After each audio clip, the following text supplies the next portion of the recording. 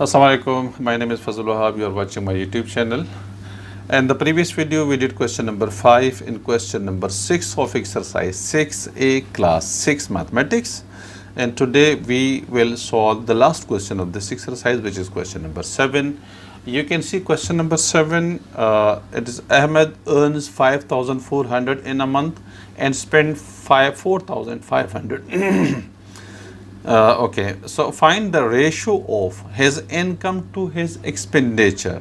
Income कितना है उसका क्वेश्चन नंबर 7 है. इनकम हमारे पास आ रहा है 5,400.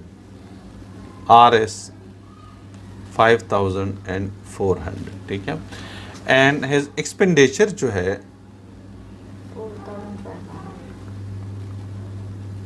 इज इक्वल टू RS 4,500, ठीक है.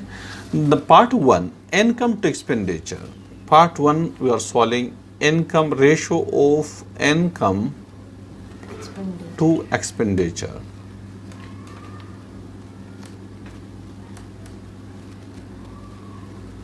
सबसे पहले क्वेश्चन हमारे पास ये आ रहा है. तो इनकम हमारे पास 5,400 है, एक्सपेंडिचर हमारे पास 4,500 है, ठीक है. और 9 के 100 के टेबल से कर देंगे, दोनों जीरोस कट जाएंगे एक दूसरे के साथ.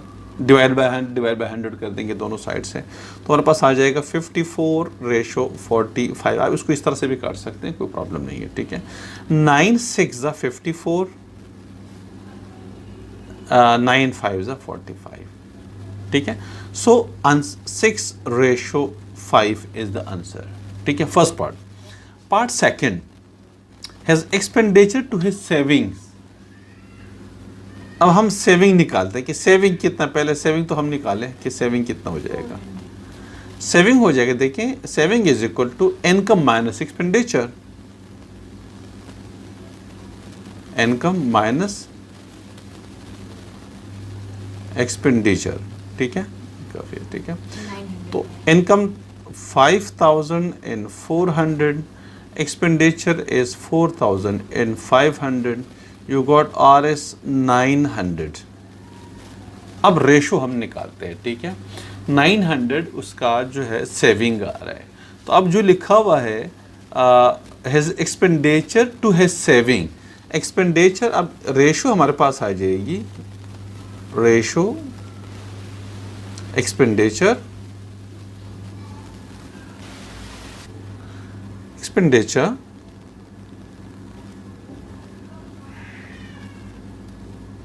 एक्सपेंडिचर रेशो सेविंग्स हमारे पास जो है savings.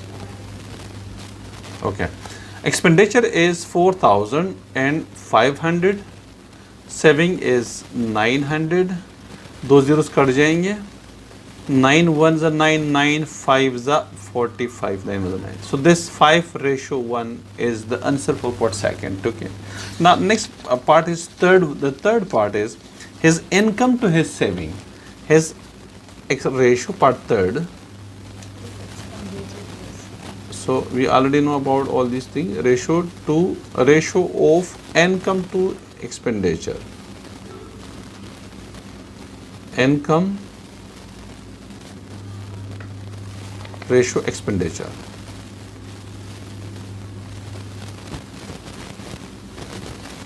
Okay, income is 5,000 and income is 5,400. his income है, ठीक है. Okay, क्या हुआ? Actually this is part 2. This is part second. In part जो थर्ड है वो हमने पहले करा हुआ है, ठीक है. बुक के अंदर ये असल में जो हमने पार्ट 2 किया हुआ है, दिस इज पार्ट थर्ड. और जो पार्ट 3 हम कर रहे हैं, actually it is part second. So part second हमारे पास आ रहा है, ठीक है. इनकम टू एक्सपेंडिचर, तो इनकम उसका कितना है टोटल, जो है उसका आ रहा है 5,400 आ रहा है. और उसकी जो एक्सपेंडिचर है वो हमारे पास. Okay, the last part of this question number 7 is his income to his saving. Actually हमने पार्ट सेकंड के अंदर पार्ट सेकंड की जगह पार्ट थर्ड पहले कर दिया और अब हम पार्ट सेकंड कर रहे हैं, ठीक है। तो ये एक्चुअली पार्ट थर्ड हम पहले कर चुके हैं, पार्ट सेकंड है और इसमें है हिज जो रेशो है मैं पार्ट सेकंड लिख लेता हूँ। Ratio his income to his saving, income ratio savings.